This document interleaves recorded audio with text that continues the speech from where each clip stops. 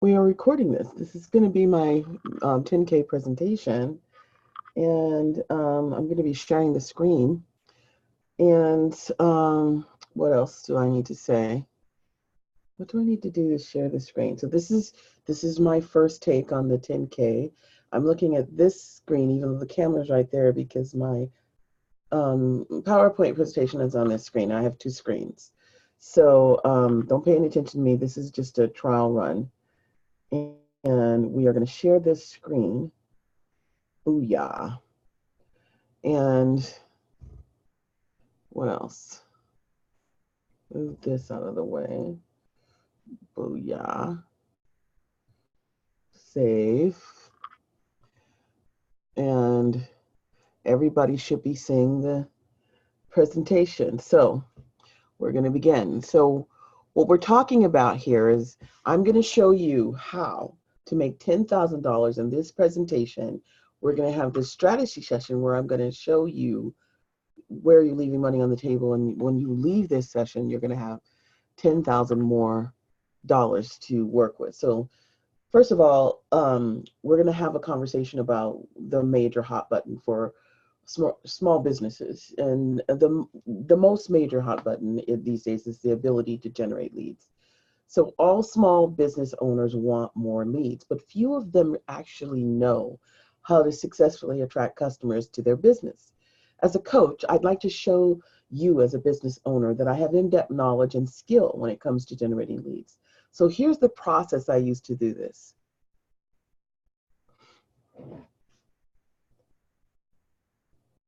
I want to really thank you for, first of all, trusting me and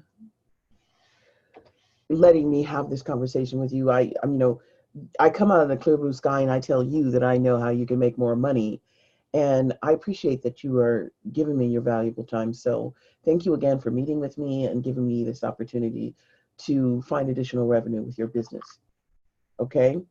And this will make a terrific case study, by the way, in the future to help me market this desperately needed service to a lot of your fellow small business owners. So again, my heartfelt thanks, but listen, in the spirit of full disclosure, I've had business owners ask me to provide them with my coaching services following a meeting like this one. They asked for my help because they saw the opportunity that I provided to generate a tremendous amount of wealth for themselves using the strategies I'm about to teach you today. But they felt they didn't have the time or the ability to implement them on their own. So they asked me if I would help them do that. But I want to assure you my main reason for this meeting today is to gather information and results for my book that I'm writing, and not to spend a whole lot of time trying to sell you something that you don't want or need. So if after our meeting today, you feel like you want me to help you build your business, we can talk about that then. Fair enough? Okay, great. Let's get started. So if you're like 99% of the business owners I speak with, you may often feel lost or overwhelmed when you're trying to navigate through all the various options available to you these days: websites, social media, SEO, email marketing, Facebook, pay-per-click, and all that stuff, so on and so forth. Let me do you a favor right now and completely remove that overwhelm from your life forever. Are you familiar with the 80-20 rule? For business owners, what that means is that 20% of what you do every day is generating 80% of your total annual revenue. So in other words, you're only doing a few things daily that makes you the most of your money. And I can tell you specifically that what makes up that 20%, and that's all you really need to focus on from this day forward. So there are 5 areas that make up that 20%, and that's leads, conversions, transactions, pricing, and profits. Are you clear?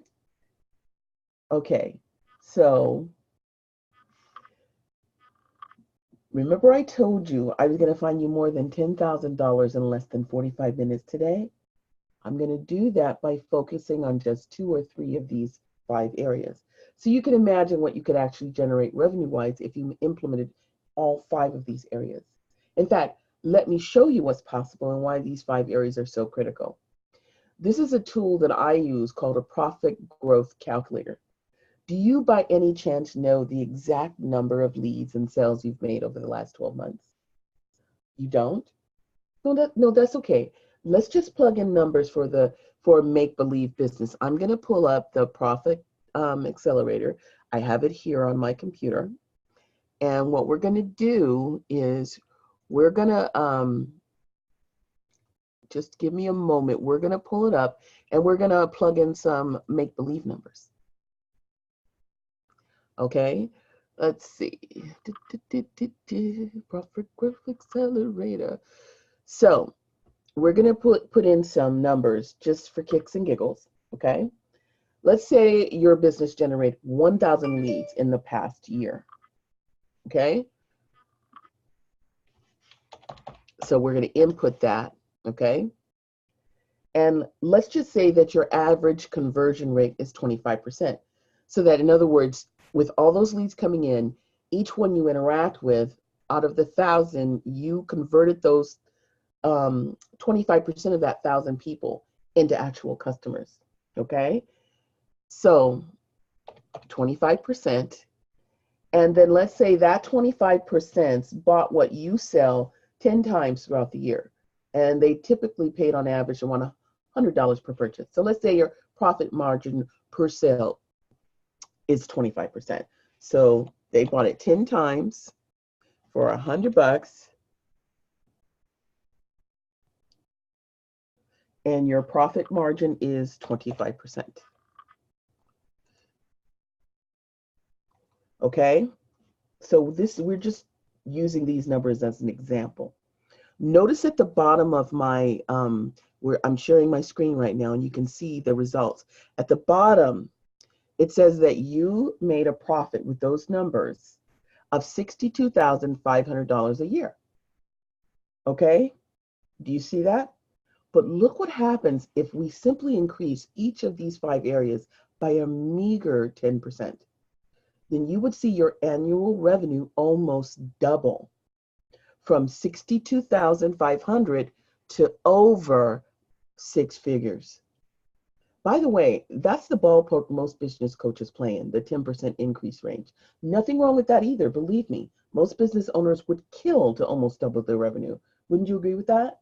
But watch what happens if you could increase each of the 5 areas by 50%. Your business would skyrocket from $62,500 to almost $500,000 annually. Now, you may be thinking that 50% gains in each of these 5 areas would be next to impossible, but let me assure you that a 50% increase is child's play, and I'm going to prove it to you right now. When you completed my mini audit for your business, I noticed that when I asked you what marketing materials you have to promote your business, you said none. May I ask how you're currently generating leads? Referrals. Okay, referrals are obviously an excellent lead source. In fact, many of the best ones by far you get by referral. I noticed that for my business as well. But the problem is you never know when you will get them. They're not reliable, and you certainly can't generate them whenever you want. But I did notice in question number 5 that you do have a website. Do you know for sure how many leads your website generates every month? Do you know for sure how many sales your website produces every month? Can I show you why your website isn't generating leads or closing sales for you? In fact, would you like for me to give you the deeply hidden secrets that the marketing gurus don't want you to know? Here's the key to successful marketing. You must be able to enter the conversion taking place in the head of your prospect. Or another way to look at it is to be able to address the #1 question on your prospect's mind at just the right time. So how do you do this? It's actually quite simple when you know and understand the fundamentals of marketing.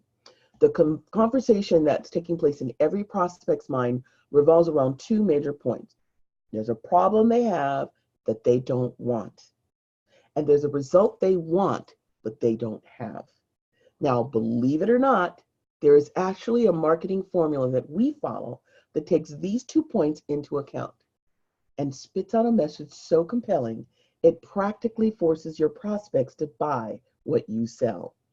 It's called the conversion equation, and it looks like this: interrupt, engage, educate, and offer. Interrupt, engage, educate, and offer. The interrupt is your headline, which means it's the first thing someone sees when they visit your website, read any of your marketing collateral, or hear you speak. When someone asks you what to do, it's the first words out of your mouth. That's your headline. And it must address the problem your prospects have that they don't want. The engage is your sub-headline, which is the second thing your prospects see or hear. It must address the result your prospect wants, but doesn't have. The educate is the information you provide, either verbally or in writing, that presents evidence to your prospects that you and your product or service are superior in every way to your competition. Unfortunately, most businesses aren't different from their competitors, and that's why you must innovate your business to create what we refer to as a market dominating position. You must make your business unique. It must stand out from the crowd. It must make your prospects say to themselves that they will be absolute idiots to buy from anyone else but you, regardless of price. And finally, the offer. The offer must create a compelling source that makes it so irresistible your prospects can't turn it down. But here's another critical fundamental of marketing. Because of the saturation of marketing messages these days, most prospects have become numb to most marketing. Following our conversion equation can dramatically overcome this. But even with this powerful tool in play, it will still take multiple touch points before your prospects will buy what you sell. For most businesses today, it takes anywhere from 20 to more than 200 touch points before a prospect makes their buying decision. Following the conversion equation reduces the touch points to somewhere between 5 to 12 points of contact. But here's the key. Most businesses don't follow up with their prospects at all, and this provides a huge window of opportunity for any business that does follow up to position themselves as a dominant force in their industry. But in order to have the opportunity to get your message in front of your prospects 5 to 12 times, you must find a way to collect their contact information, and that's the purpose of your offer.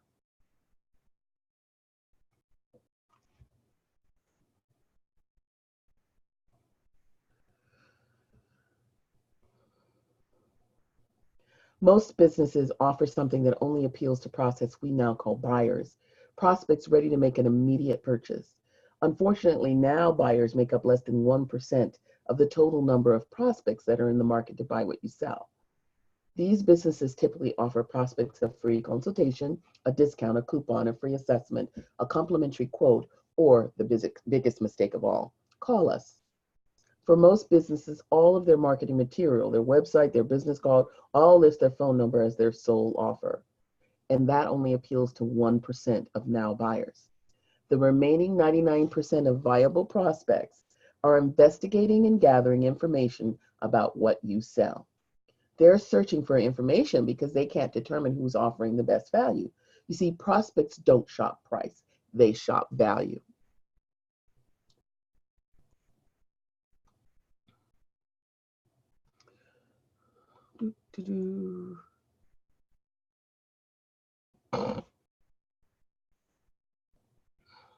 The only reason prospects consider price is that most businesses don't give them any other value proposition to consider except price. Remember what I said a moment ago about making your business unique, creating a market dominating position? Most businesses don't do that. And since they and all of their competitors look exactly the same, prospects are forced to shop price. So with these fundamentals in mind, let's see how your website stacks up to them.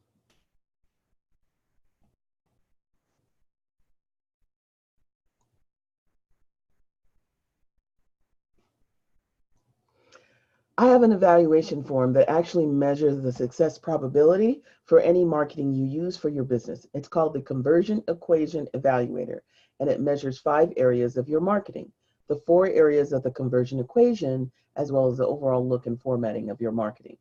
I'm going to leave you a copy of this so you can review it when you have time. and hopefully it will guide you in the future and help you create terrific marketing. When I use this to evaluate your website on a scale of 0 to 5, with 5 being the best, your site rated a 0.8. Marketing must rate at least a 3.0 or higher to be successful. By successful, I'm referring to making you money. In the case of your website, this is telling me your website isn't compelling prospects to take action. Let me show you a website we were just revised for a child psychologist so you can see what I mean. And then let's take a look at your website as a comparison. Here's the child psychologist's original site.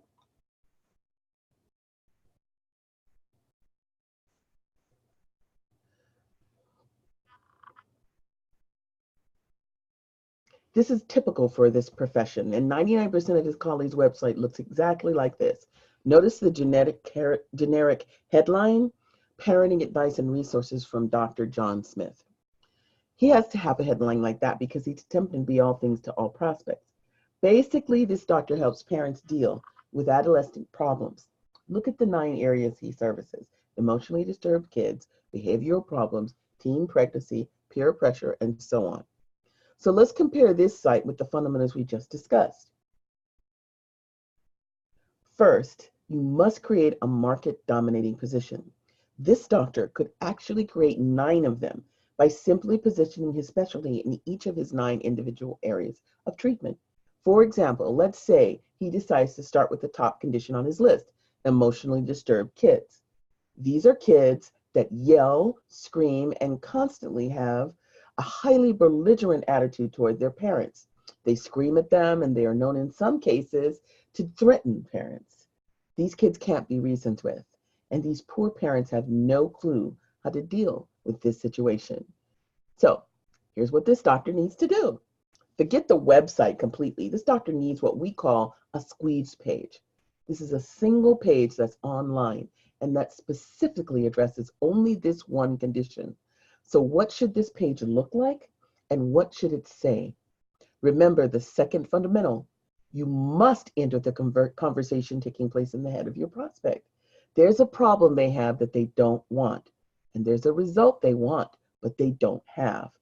This is where we implement the first 2 components of the conversion equation: interrupt and engage. The headline is the interrupt, and it must address the problem they have and don't want. Here's the squeeze page we created for this doctor that did that. Notice the headline. Are you sick and tired of the yelling, screaming, and belligerent attitude of your child? Does that address the problem these parents have and they don't want? Would you say that's 100% bullseye? Now for the engage, which is the subheadline, it must address the result you want, but they don't have. Notice it says, now you can discover the secrets to controlling your child and instantly restore peace and quiet in your home. Would you say that's the bullseye number 2? Now let's look at the third conversion equation component, educate. In the doctor's original website, because he's trying to appeal to all prospects, his video said this: greeting parents, I want to welcome you to the remarkable parenting. You will find tons of great information here with hundreds of pages of articles. Think how ridiculous this sounds if I'm one of these parents with a kid that has a belligerent attitude. Do I want to read hundreds of pages of articles, or am I searching for a specific solution to a specific problem? Do you see why most websites these days are basically a total and complete waste of money? They don't address the things your prospects are truly looking for. Here's the new script we created for this doctor. As a parent, are you struggling to gain control of your child's attitude and emotions? Is your child yelling and screaming at you while often displaying a belligerent and sometimes threatening tone that no matter what you do or try, you just can't seem to get under control? My name is Dr. John Smith, and I help parents like you every day learn the techniques that will solve these frustrating and destructive behavior patterns once and for all. In fact, let me prove it to you. Enter your first name and email in the box to the right, and I'll send you a series of 60-second techniques that will immediately restore peace and quiet in your home. Think that just might get more prospects to respond to this message? And that brings us to the final component of the conversion equation, the offer. Look at the doctor's original offer. It was for a free consultation.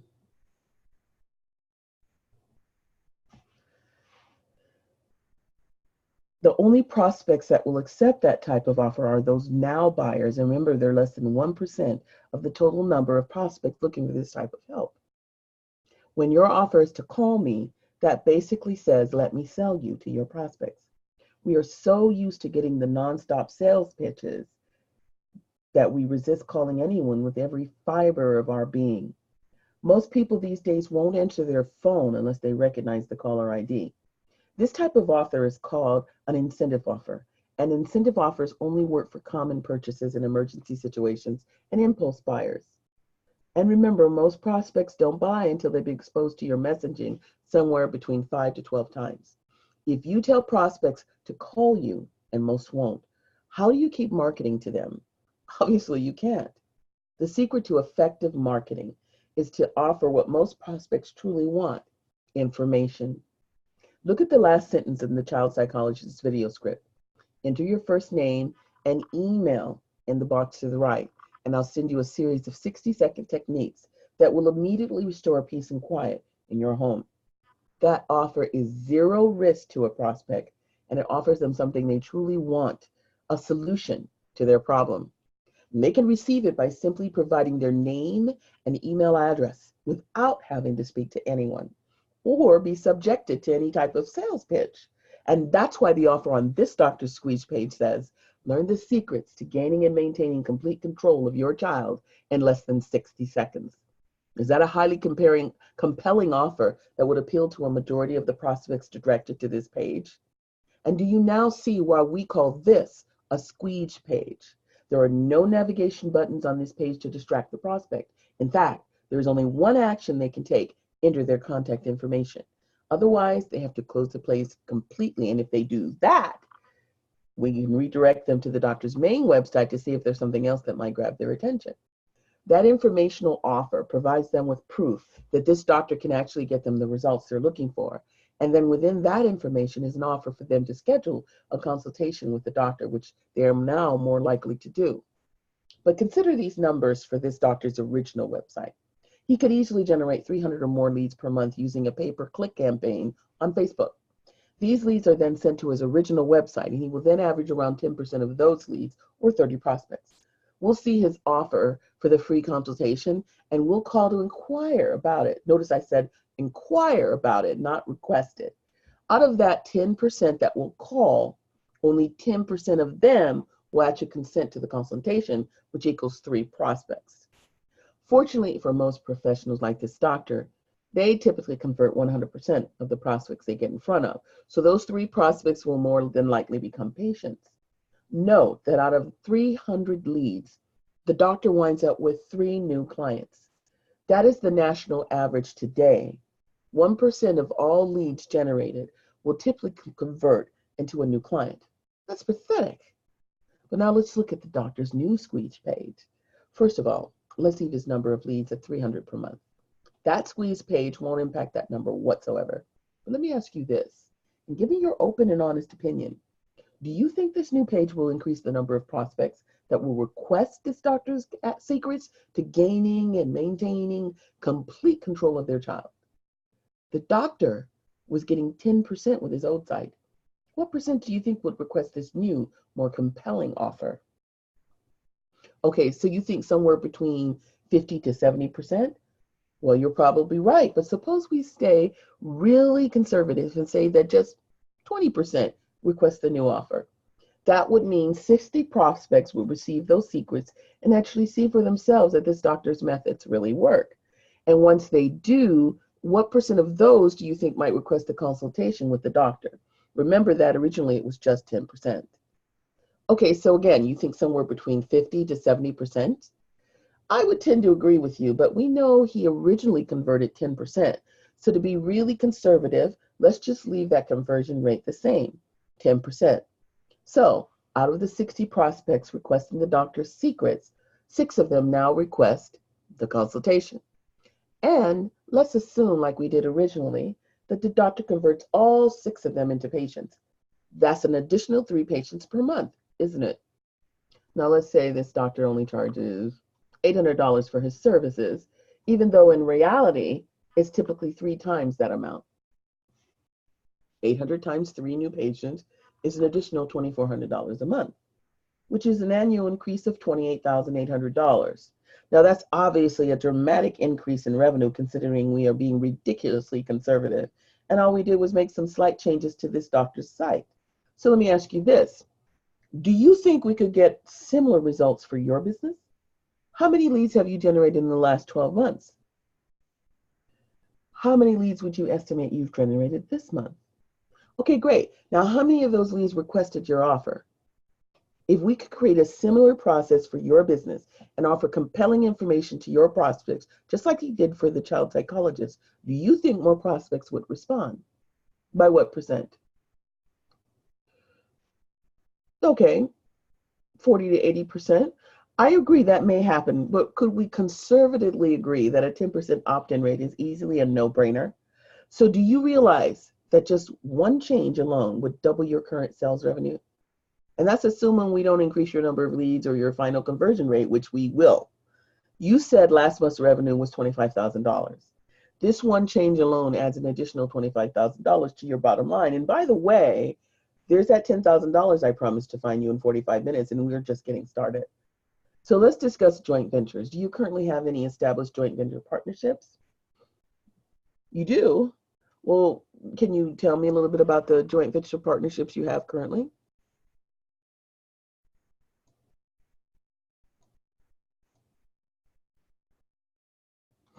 Okay. Joint ventures involve 2 or more businesses that decide to form a partnership to share markets or endorse a specific product or service to their customer base, usually under a revenue share arrangement. The key to creating successful joint ventures is to find partners who service the exact type of clients that need or want what you sell. Let me give you an example, and I'll use one we're both familiar with, a florist. One of the most financially lucrative product lines for a florist is providing flowers for weddings. The average floral bill for a wedding often exceeds $3,000, but what we've discovered about florists is they fall into what we refer to as an event chain.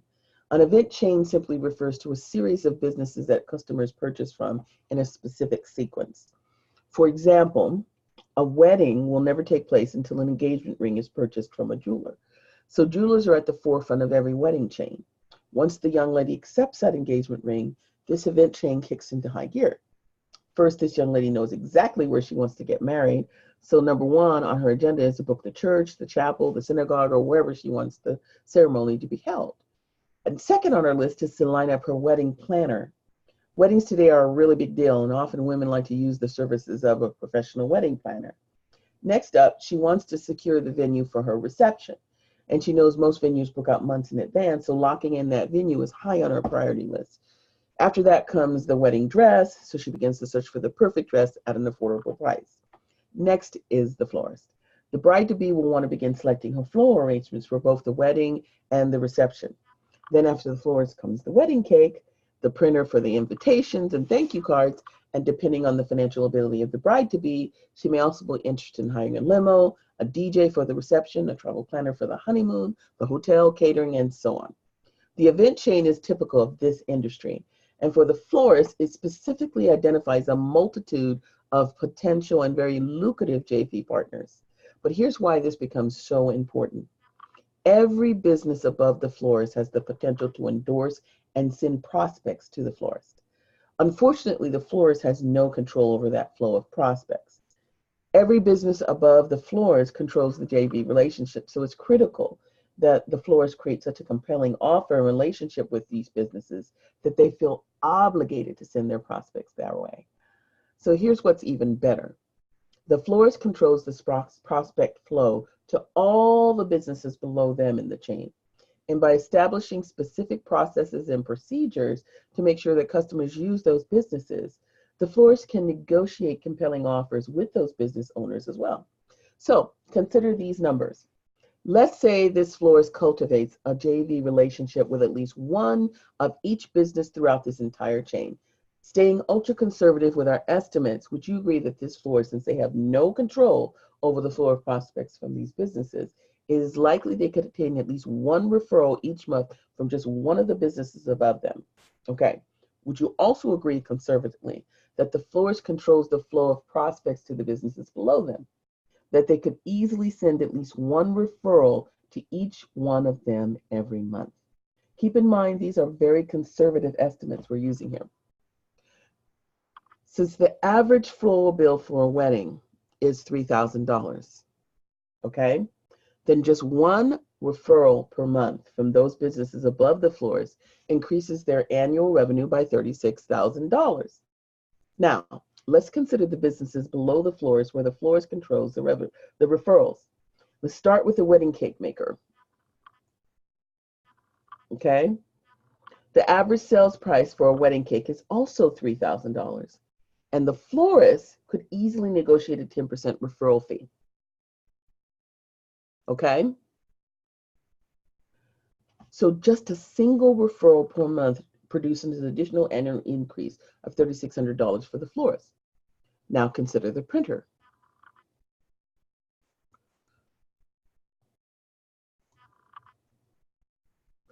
The average sales price for printing is $1,000, and the florist, again, could receive a 10% referral fee. So that single referral per month produces an additional annual increase of $1,200. We stop there. This florist has just increased their annual revenue by more than $40,000. And that's using ridiculously conservative numbers.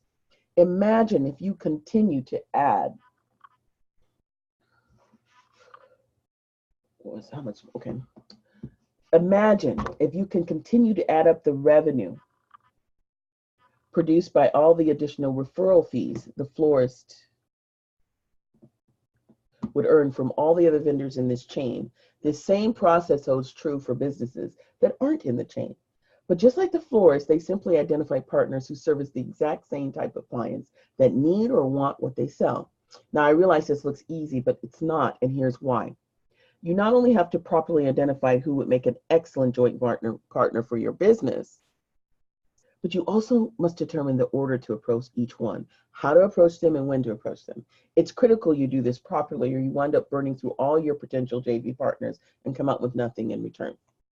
Let me ask you a quick question. Just off the top of your head, how many potential JV partners would you estimate might be a fit for what you sell? So would you believe that I just spent 5 minutes last night thinking through this and I identified more than a dozen? So conservatively, how many referrals would you estimate might be possible if a dozen other businesses were compelled to refer their customers to you for additional purchases? Okay, so conservatively, let's say you only get 3 referrals every month that buy from you. That's less than 1 per week. How much additional revenue would that add monthly? So that would increase your annual revenue an additional $20,000. And one more thing before we move on. Remember earlier we discussed the critical importance of creating a high compelling informational offer that would promise so much value to prospects that they'd knock your door down to get it. Suppose the florist offered this informational offer in their marketing. 5 things every bride should know to avoid disaster on their wedding day. This offer would place tons of prospects into your drip campaign and result in a tremendous increase in sales. Those new sales can then be referred to your new JV partners and you collect multiple referral fees every month. This would absolutely dwarf the revenue we just uncovered for you here. What I find really exciting about JVs is this is a strategy I help my clients implement immediately, and it begins generating instant cash flow for them right out of the gate. But let's keep going. There's a lot more revenue I can find for you. So far, we've only discussed 2 different lead generation strategies. Now let's discuss 2 lead conversion strategies, and let's start with downselling. Do you currently use a downsell strategy? Okay, downselling is nothing more than offering a prospect an alternative at a lower price when they decline your original offer. The goal is to turn the prospect into a client so that you not only realize some short-term financial benefit, but you gain the opportunity to do business with them again in the future.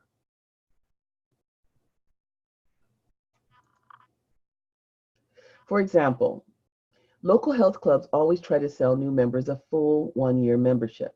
If that fails, they'll try to downsell them by offering a 90-day health makeover membership. If that fails, they may go to a 30-day or possibly a 1-week trial membership. They know if they can just get them to buy something, the odds of them staying with them long term goes up exponentially. Consider the florist. Most guys show up at a florist to buy roses for their better half. Valentine's Day, her birthday, their anniversary, Mother's Day, and so on. But suppose a dozen roses cost $50 and the guy doesn't have that much money to spend. Since he has flowers on his mind, do you think he would consider an alternative that was just as romantic? Do you realize if the alternative costs only $25 and that florist only use that downsell once each day, which is highly conservative, that would add almost $8,000 in annual revenue for them? And that's just one possible downsell opportunity. Suppose they had floral alternatives for weddings, lower price options for funerals, and so on. Your typical price point is, let's say, $3,000. Think you could come up with an alternative for half that price? How many of those would you conservatively estimate you could sell each week? And that's just one downsell. I estimate you could easily develop 3 or 4 or more downsell opportunities. Now let me ask you a question. When a prospect doesn't buy what you sell, how many times do you follow up with them? Small business owners focus primarily on generating leads, but remember that on an average, less than 1% of prospects are now buyers. 99% are not ready to purchase that day, but many of them will buy sometime in the future if you continue to nurture them by staying in touch on an ongoing basis. Unfortunately, the vast majority of small business owners rarely, if ever, follow up with their prospects after their initial contact with them. When I did my initial research on your industry, I couldn't find any other business like yours that has in place what we call a drip campaign. So why is that important? Listen to this very carefully. I mentioned this earlier, but I really want to reinforce it here.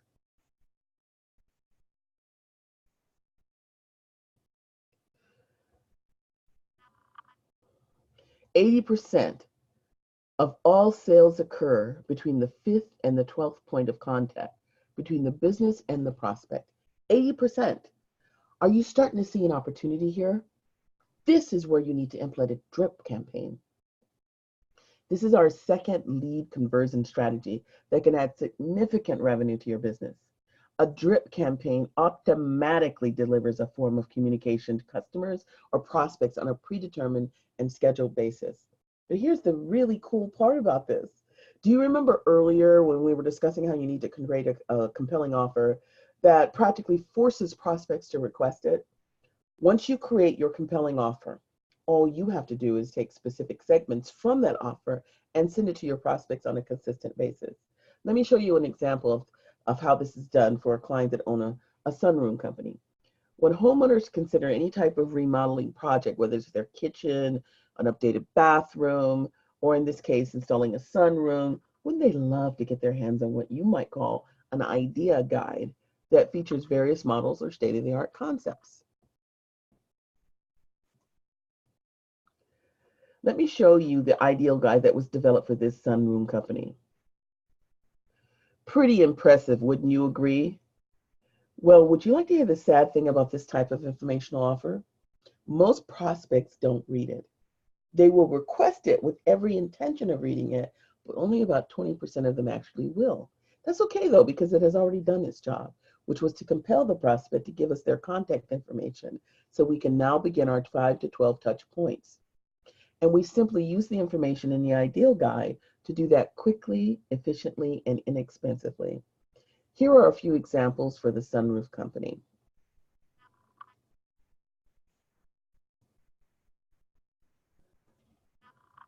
Notice in the ideal guide, it starts off by listing the 7 benefits of owning a sunroom. Benefit number 1, enjoy the outdoors 365 days a year. Obviously, that's a huge reason someone would buy a sunroom, but unfortunately, 80% of the prospects won't read that. So let's reintroduce that benefit in our drip campaign and drive it home to the prospect. This sunroof company did that using a 6x11 oversized postcard, but they could also have done it through email. Here's the postcard that they sent out.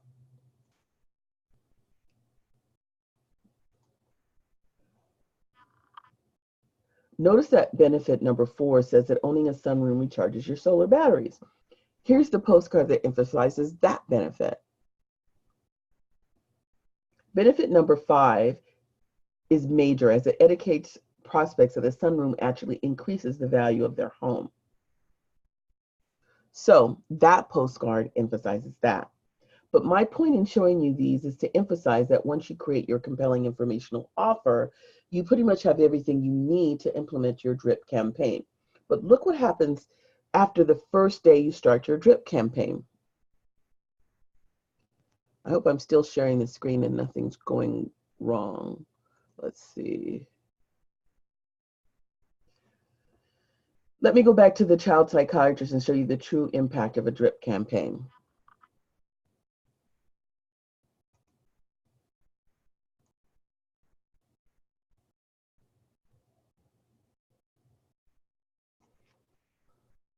If the child psychologist had generated 300 leads per month, conservatively speaking, we said he would average 60 prospects that would opt in for his informational offer. And of those that did, 6 of those 60 will become patients. So that means that 54 prospects did not buy into his services. Those are the prospects that now begin receiving the doctor's drip campaign. Out of those 54 prospects, an additional 2 of them will typically buy in the next 30 days. This is a pattern that continues month after month for as long as the doctor continues to stay in touch with these prospects and continues to offer them value. Every month, 54 new prospects go into the top of the doctor's funnel, and 2 additional sales per 54 prospects continues to be delivered from the bottom of the funnel. So here's what the numbers look like over the first year. So at the end of year 1, where am I?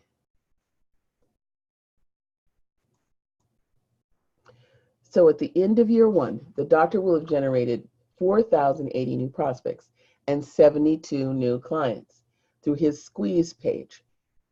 But then the doctor produced a staggering 156 new clients through his drip campaign, and that's just year 1.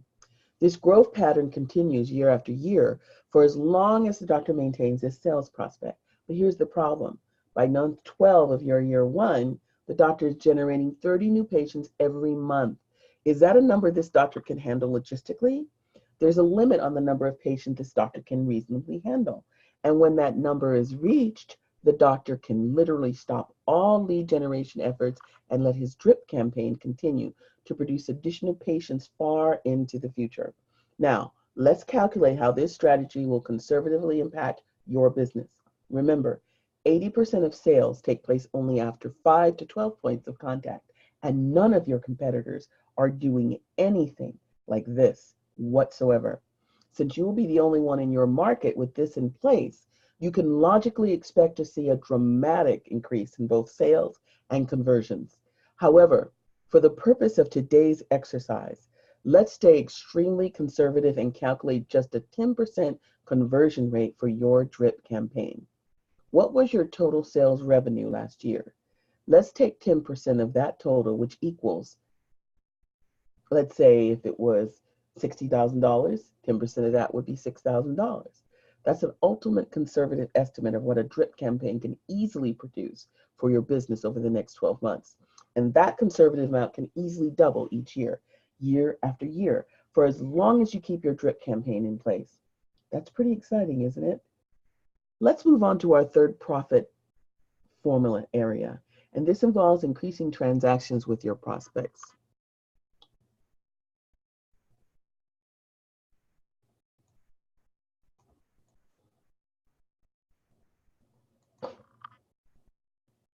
Are you familiar with upselling and cross-selling? When you go to McDonald's and the kid behind the counter asks if you would like your meal supersized, that's upselling.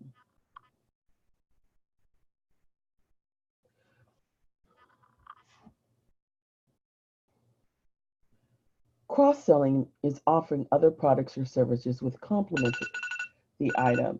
Okay, that's 45 minutes. So I'm going to stop here because I told myself I was going to stop at 45 minutes. So I got pretty far. That's pretty damn good. So we're going to close the script, close the presentation, and I'm going to stop sharing. So how do I do that? Meeting controls, stop sharing. Okay, so this is me. I just recorded my 45-minute 10K. and I went for 45 minutes, and then I stopped in mid-sentence almost. I just wanted to go through it one time and record it so I could look at it and sort of like see where I'm at with it and all that good stuff. So thank you for watching, and I'll get back to you.